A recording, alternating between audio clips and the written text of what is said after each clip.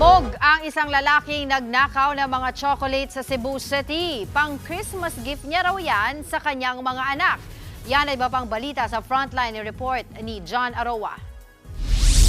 Sa kulungan ng bagsak ng lalaking yan sa Cebu City, ang kasalanan niya, pagnanakaw ng higit 2,000 pesos na halaga ng chocolate sa isang mall. Hindi yan itinanggi ng suspect. Depensa niya, nagawa lang niya magnakaw sa kagustuhang may ipang Christmas gift sa kanyang mga anak. Pero para sa mga pulis, paawa effect lang yan ng suspect. Hindi lang daw kasi isa, hindi dalawa, kundi maraming beses na raw kasing nahuling nagnakaw ang lalaki. Base sa ating record, modus na po nito nila na magnakaw doon sa mga department store tapos ibenta para yung pera ay magagamit sa kanilang pansariling interest.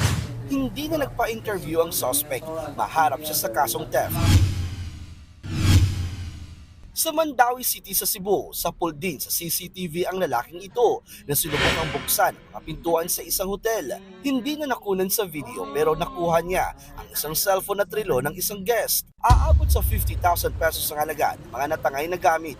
Sa investigasyon ng Mandawi City Police Office, nagpanggap muna na guest ang kawatan para makapasok sa hotel.